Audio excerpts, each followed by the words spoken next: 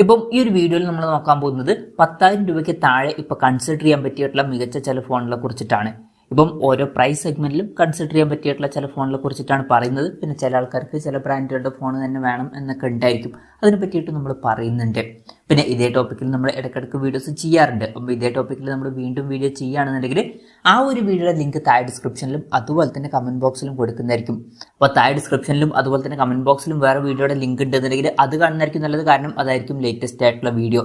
പിന്നെ എൻ്റെ ഒരു അഭിപ്രായത്തിൽ നിങ്ങൾക്ക് ഏറ്റവും കുറഞ്ഞ പ്രൈസ് റേഞ്ചിൽ ഒരു സ്മാർട്ട് ഫോൺ വേണമെന്നുണ്ടെങ്കിൽ ബഡ്ജറ്റ് ഒരു 6,500 അല്ലാന്നുണ്ടെങ്കിൽ 7,000 രൂപ പ്രൈസ് റേഞ്ചിലെങ്കിലും എത്തിക്കുന്നത് നന്നായിരിക്കും. ഇനി ആദ്യം നിങ്ങളുടെ ബഡ്ജറ്റ് കുറവാണെന്ന് വിചാരിക്കുക. അങ്ങനെയാണെന്നുണ്ടെങ്കിൽ 7,000 രൂപ പ്രൈസ് റേഞ്ചിൽ പോക്കോ C65 എന്നുള്ള സ്മാർട്ട് ഫോൺ നല്ലൊരു ഓപ്ഷൻ ആയിരിക്കും.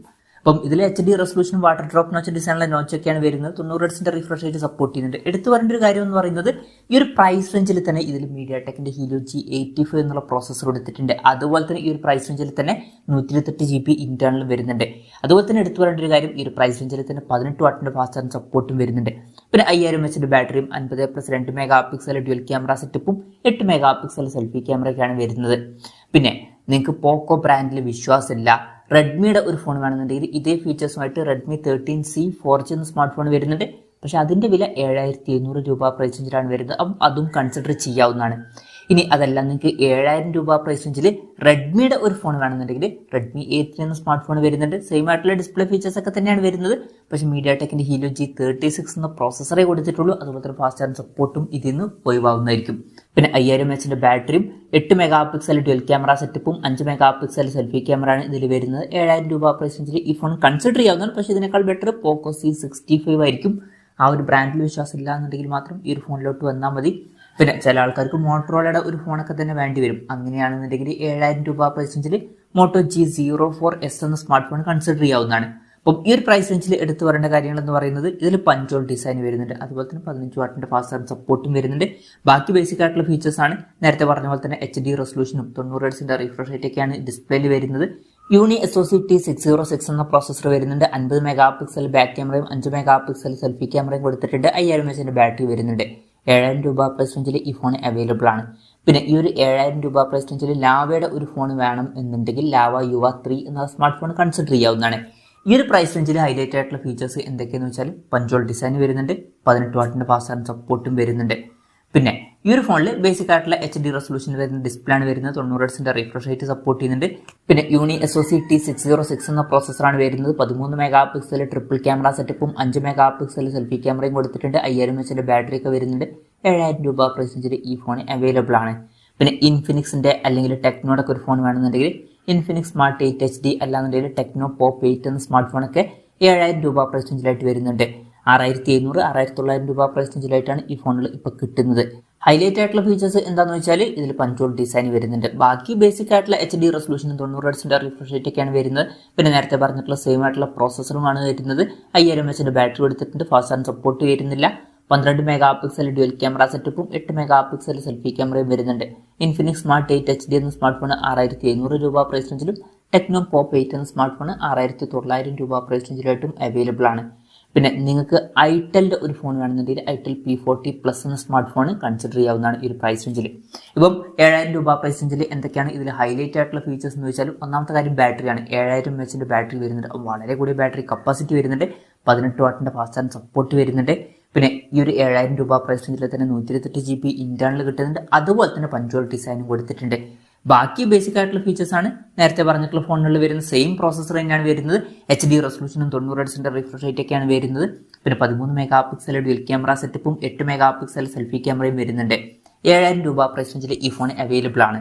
പിന്നെ ചില ആൾക്കാർക്ക് റിയൽമിയുടെ ഒരു ഫോൺ വേണം എന്നുണ്ടായിരിക്കും. അങ്ങനെയാണെന്നുണ്ടെങ്കിൽ 7,850 രൂപ പ്രൈസ് റേഞ്ചിൽ റിയൽമി നാർസോ N63 എന്നുള്ള സ്മാർട്ട് ഫോൺ കൺസിഡർ ചെയ്യാവുന്നതാണ്. ഇപ്പം ഇതിൽ ഹൈലൈറ്റ് ആയിട്ടുള്ള ഫീച്ചേഴ്സ് എന്തൊക്കെയാണെന്ന് വെച്ചാൽ ഈ ഒരു പ്രൈസ് റേഞ്ചിൽ തന്നെ 45 വാട്ടിന്റെ ഫാസ്റ്റ് ചാർജിംഗ് സപ്പോർട്ട് കിട്ടുന്നുണ്ട്. അപ്പോൾ നല്ലൊരു ഫാസ്റ്റ് ചാർജിംഗ് സപ്പോർട്ട് വേണമെന്നുണ്ടെങ്കിൽ ഈ ഫോൺ കൺസിഡർ ചെയ്യാം. ബാക്കി ബേസിക് ആയിട്ടുള്ള ഫീച്ചേഴ്സ് ആണ് HD റെസൊല്യൂഷനും വാട്ടർ ഡ്രോപ്പ് നോച്ച് ഡിസൈനുള്ള നോച്ചും 90 Hz റിഫ്രഷ് റേറ്റ് ഒക്കെയാണ് കൊടുത്തിരിക്കുന്നത്. യൂണി SoC T612 എന്ന പ്രോസസ്സർ വരുന്നുണ്ട്. 50 മെഗാ ഡ്യുവൽ ക്യാമറ സെറ്റപ്പും 8 മെഗാ സെൽഫി ക്യാമറയും കൊടുത്തിട്ടുണ്ട്. പിന്നെ 5000 mAh ബാറ്ററി ഒക്കെ ഇതിൽ വരുന്നുണ്ട്. 7,850 രൂപ പ്രൈസ് റേഞ്ചിലാണ് ഈ ഫോൺ വരുന്നത്. ഇതേ ഫീച്ചേഴ്സുമായിട്ട് റിയൽമി C63 എന്നുള്ള സ്മാർട്ട് ഫോൺ വരുന്നുണ്ട്. പക്ഷേ വില 9,000 രൂപ പ്രൈസ് റേഞ്ചിലൊക്കെ വരുന്നുണ്ട്. വേണമെന്നുണ്ടെങ്കിൽ അത് സ്കിപ്പ് ചെയ്തിട്ട് നാർസോ N63 എന്നുള്ള സ്മാർട്ട് ഫോൺ നോക്കാവുന്നതാണ്. പിന്നെ 8000 രൂപ പ്രൈസ് റേഞ്ചിൽ മോട്ടറോളയുടെ ഒരു ഫോൺ വേണമെന്നുണ്ടെങ്കിൽ മോട്ടോ G24 പവർ എന്നുള്ള സ്മാർട്ട് ഫോൺ കൺസിഡർ ചെയ്യാം. അപ്പം ഇതിൽ ഹൈലൈറ്റ് ആയിട്ടുള്ള ഫീച്ചേഴ്സ് എന്തൊക്കെയാണെന്ന് വെച്ചാൽ നല്ല ബാറ്ററി വരുന്നുണ്ട്, 6000 mAh ബാറ്ററി, 30 വാട്ടിന്റെ ഫാസ്റ്റ് സപ്പോർട്ടും വരുന്നുണ്ട്. അതുപോലെ തന്നെ ഈ ഒരു പ്രൈസ് റേഞ്ചിൽ തന്നെ സ്റ്റീരിയോ സ്പീക്കേഴ്സ് കൊടുത്തിട്ടുണ്ട്, പഞ്ചോൾ ഡിസൈൻ വരുന്നുണ്ട്.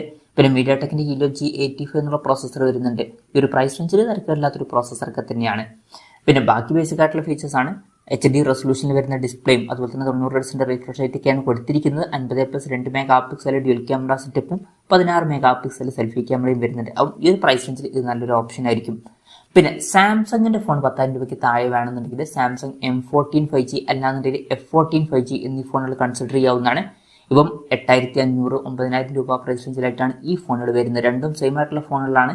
അപ്പം ഹൈലൈറ്റ് ആയിട്ടുള്ള ഫീച്ചേഴ്സ് എന്തൊക്കെയാണെന്ന് വെച്ചാൽ ഒന്ന് ഫുൾ HD റെസൊല്യൂഷൻ ഈ ഒരു പ്രൈസ് റേഞ്ചിൽ ഈ ഫോണിൽ വരുന്നുണ്ട്.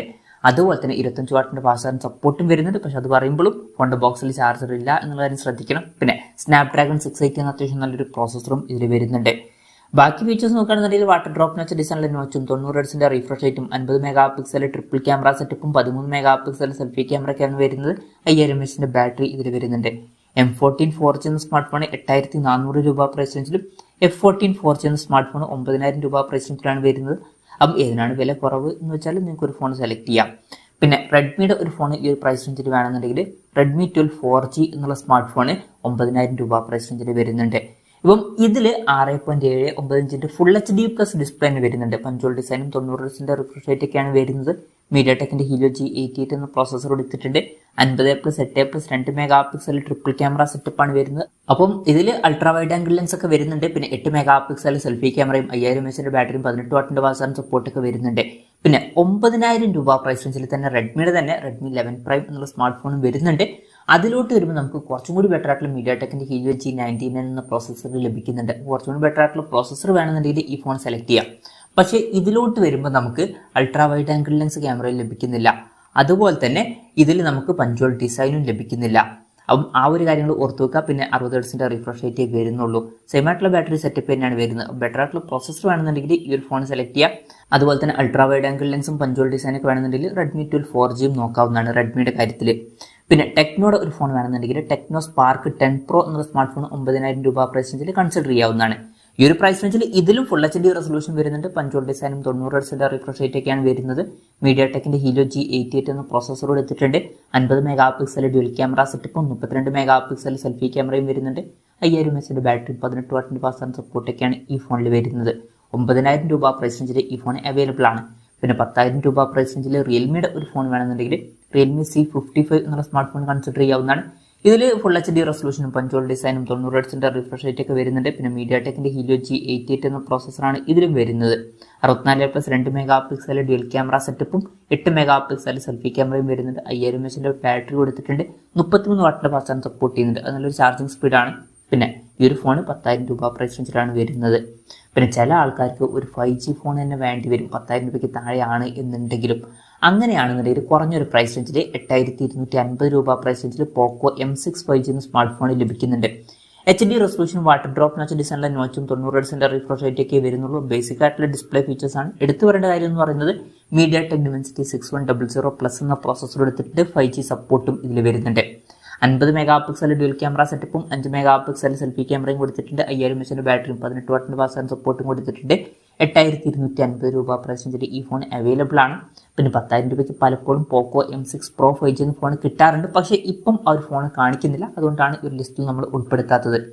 പിന്നെ ലാവയുടെ 10,000 രൂപയ്ക്ക് താഴെ വരുന്ന ഒരു 5G ഫോൺ വേണമെന്നുണ്ടെങ്കിൽ ലാവ യുവ 5G എന്ന സ്മാർട്ട് ഫോൺ നോക്കാവുന്നതാണ്.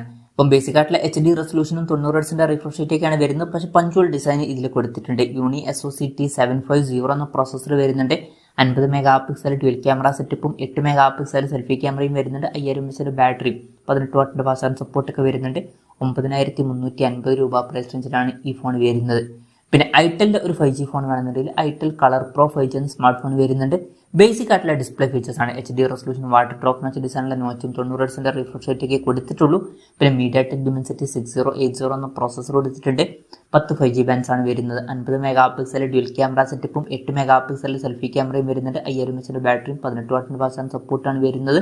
ഈ ഒരു ഫോൺ 10,000 രൂപ പ്രൈസ് റേഞ്ചിലാണ് വരുന്നത്. ഇപ്പോൾ ലാവയുടെ ഫോൺ നോക്കുകയാണെന്നുണ്ടെങ്കിൽ നമുക്ക് എക്സ്ട്രാ പഞ്ചോൾ ഡിസൈൻ കിട്ടുന്നുണ്ട്. അപ്പം അത് കൺസിഡർ ചെയ്യാം. പിന്നെ ഇൻട്രസ്റ്റിംഗ് ആയിട്ടുള്ള ഒരു ഫോൺ എന്ന് പറയുന്നത് നോക്കിയ G42 5G എന്ന ഫോണാണ്. ഇതിൽ ബേസിക് ആയിട്ടുള്ള ഡിസ്പ്ലേ ഫീച്ചേഴ്സ് തന്നെയാണ്. HD resolution, water drop notch ഡിസൈനിലെ നോച്ചും 90 ഹെർട്സിന്റെ റിഫ്രഷ് റേറ്റ് ഒക്കെയാണ് വരുന്നത്. സ്നാപ്ഡ്രാഗൺ 480 എന്ന അത്യാവശ്യം നല്ലൊരു പ്രോസസ്സർ കൊടുത്തിട്ടുണ്ട്. പിന്നെ 50 മെഗാ പിക്സൽ ട്രിപ്പിൾ ക്യാമറ സെറ്റപ്പും 8 മെഗാ പിക്സൽ സെൽഫി ക്യാമറയും വരുന്നുണ്ട്. 5000 mAh ബാറ്ററിയും 20 വാട്ടിന്റെ ഫാസ്റ്റ് സപ്പോർട്ട് കൊടുത്തിട്ടുണ്ട്. 10,000 രൂപ പ്രൈസ് റേഞ്ചിലാണ് ഈ ഫോൺ വരുന്നത്. അപ്പം ഇതൊക്കെയാണ് 10,000 രൂപയ്ക്ക് താഴെ കൺസിഡർ ചെയ്യാൻ പറ്റിയിട്ടുള്ള ചില ഫോണുകൾ.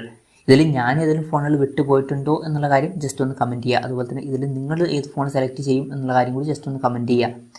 ഇപ്പം എൻ്റെ ഒരു അഭിപ്രായം ചോദിക്കുകയാണെന്നുണ്ടെങ്കിൽ ബഡ്ജറ്റ് കുറവാണെന്നുണ്ടെങ്കിൽ ഞാൻ 7,000 രൂപ പ്രൈസ് റേഞ്ചിൽ മോട്ടോ G04S എന്ന സ്മാർട്ട് ഫോൺ കൺസിഡർ ചെയ്തേക്കാം.